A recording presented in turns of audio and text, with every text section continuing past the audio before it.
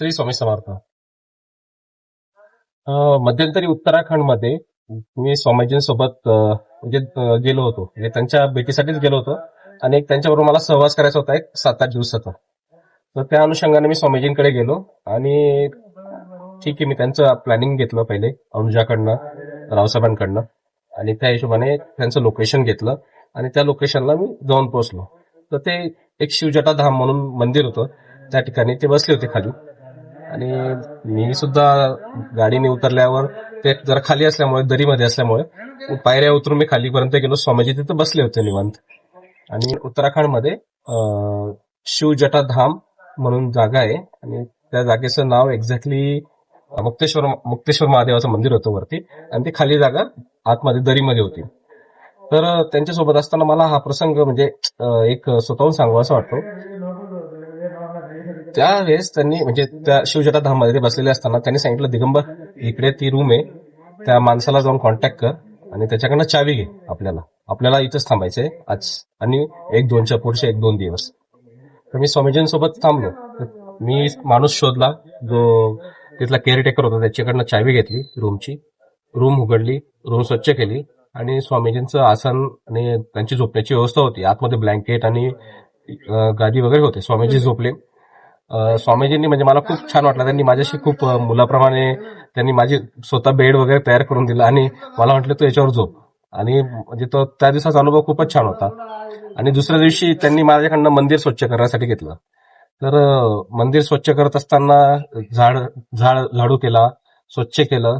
त्याच्यानंतर तिथे एक धुनी चालू होती, म्हणजे एक यज्ञ चालू होता. त्या यज्ञात लाकडं ठेवलेली होती आणि स्वामीजींनी मला सांगितलं, दिगंबर तिकडे खाली ते जळलेले लाकडं दिसत आहेत, तेवढे तू घेऊन ये आणि तू एक एक उचलून आण. आता ते खाली खूप आतमध्ये होते. मी खाली जाऊन एक लाकूड आणलं, छोटा पीस आणला, मोठा पीस आणला. असे एक 4-5 चक्कर मारले. मी दमलो आणि तरी ते म्हटले जा अजून घेऊन ये. तर मी त्या हिशोबाने ते लाकडं घेण्यासाठी गेलो खालीपर्यंत. मला तिथं वेगळा असा स्मेल जाणवला. तर मी वरती आलो आणि स्वामीजींना म्हटलं, स्वामीजी मला कसला तरी वास येतोय, मला वाटतं ते असे जाळलेले लाकडं नाही.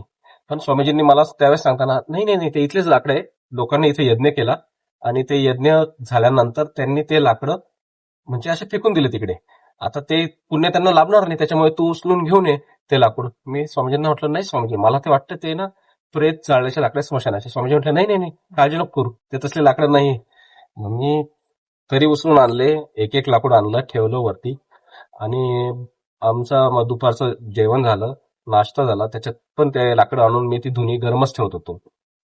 त्यानंतर संध्याकाळी एक गाय चारणारा माणूस आला तिथे. आणि तो गाय चारत असताना त्याने स्वामीजींना सांगितलं, स्वामीजी त्याला सांगताना मी सर्व ते तिथले प्रेताचे इथले जळलेले लाकडं ते उचलून वरती आणले आणि ते जाळले.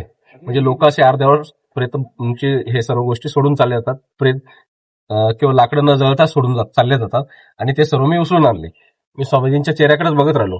5 मिनिटं बघितलं आणि त्यानंतर मला तो माणूस गेल्यावर मी स्वामीजींना विचारलं, तुम्ही माझ्याशी खोटं बोलले स्वामीजी, की तुम्ही मला ते प्रेताचे लाकडं होते, मी तुम्हाला सांगत होतो, तुम्ही मला ते उचलायला लावले. मग स्वामीजी मला असंच म्हटलं, यार तुला ते पहिले सांगितलं असतं तर तू हातच लावला नसता त्याला. मग त्यावेळेस मला थोडंसं मी घाबरलो. म्हटलं ठीक आहे, कारण मी ह्या गोष्टी कधी केल्या नव्हत्या. पण मग त्याचा मला त्यांनी म्हणजे जो मेसेज होता तो मला रात्री त्यांनी सांगितला. ते सांगत असताना त्यांनी सांगितलं की तू लहान असताना तुझे वडील ज्यावेळेस वारले होते त्यावेळेस तुझ्या हातून त्याला अग्नी दिला गेला नाही, तुझ्या वडिलांना. तर ते कर्म तुझं बाकी होतं, त्याच्यासाठी तुला एक जन्म घ्यावा लागणार होता.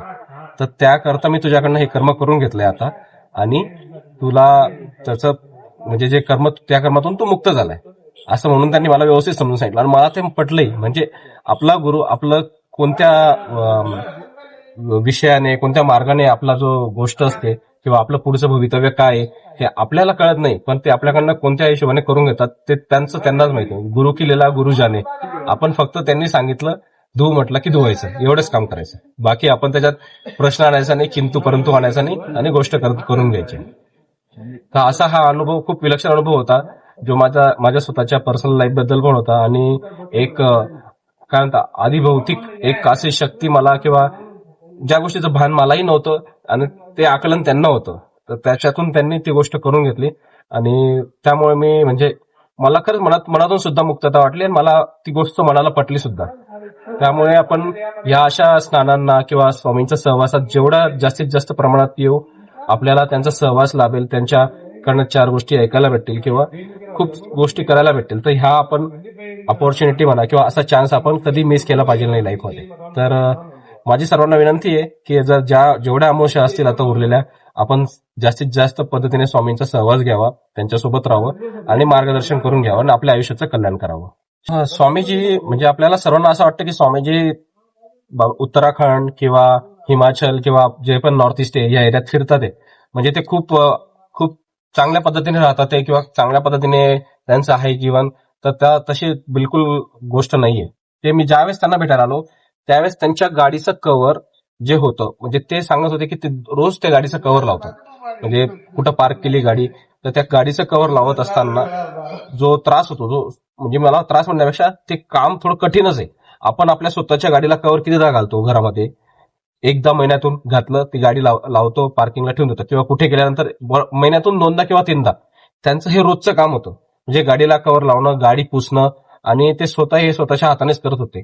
आणि ते कव्हर लावण्याचं काम खूप कठीण होतं.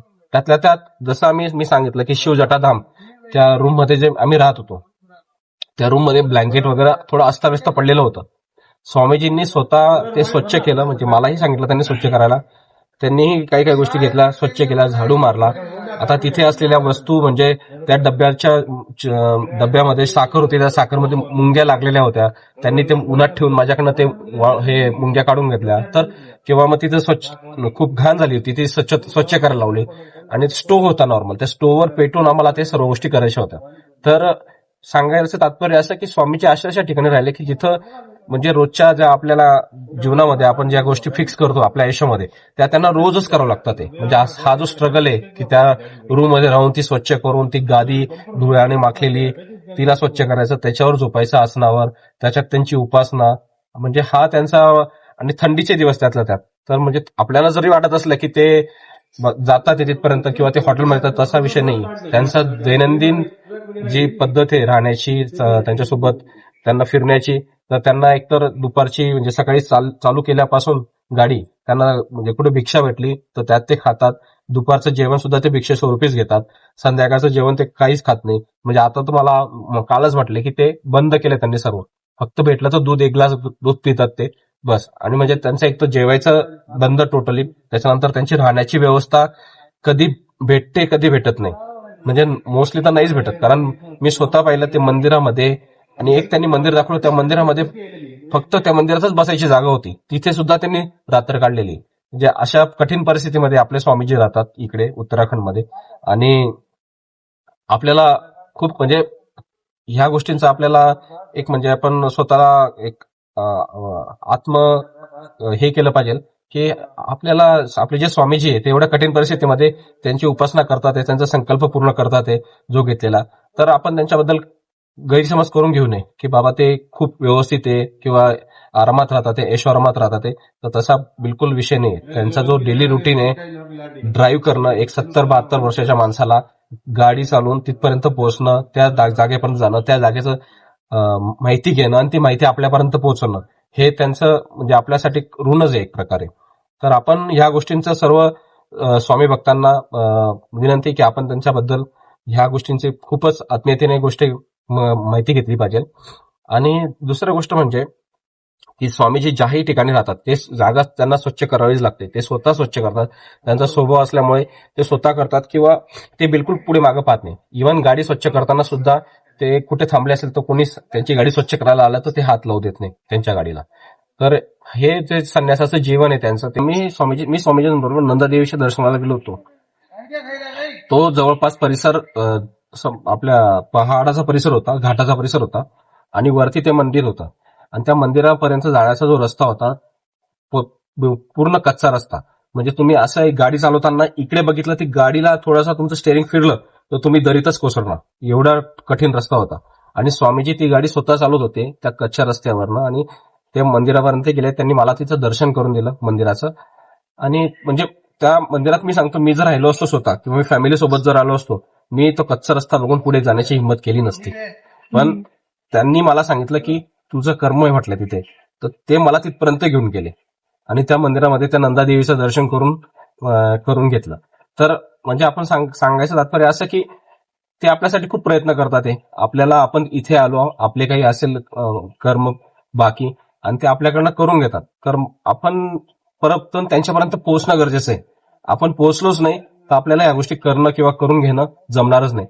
तर गाडी ड्रायव्हिंगचा विषय, ते स्वतः गाडी ड्राईव्ह करतात, स्वतः चालवतात, आणि आज बघितलं तर त्यांचं वय आहे 70-72 वयाचा माणूस आपल्याच फॅमिलीमध्ये, आपले आई वडील किंवा आपले रिलेटिव्ह मध्ये आज घरामध्ये बसलेले असतात. कोणी मेडिसिन घेतं, कोणी कशावर असतं, आणि लोक हालचाल करत नाही. आज ते स्वामी गुरु, आज ते स्वतः वैयक्तिक स्वतः फिरतात. त्यांना आराम ही गोष्ट माहिती नाही, आणि हा म्हणजे त्यांच्या आयुष्यातला तो त्यांच्यावर आलेला काय म्हणतो संकल्पना आहे त्यांची. पण आपण एक मी सहानुभूती नाही म्हणणार, पण आपण एक त्यांच्यासाठी एक त्यांना कमीत कमी येऊन त्यांच्या बरोबर राहिलं, त्यांच्याबरोबर आपण त्यांना एक सहवास दिला, तर त्यांनाही या गोष्टीचं खूप छान वाटेल. तर जास्तीत जास्त लोकांनी इकडे अमावस्येसाठी यावं आणि स्वामीजींसोबतचा सहवास घ्यावा, ही मला सर्वांना विनंती आहे. श्री स्वामी समर्थ.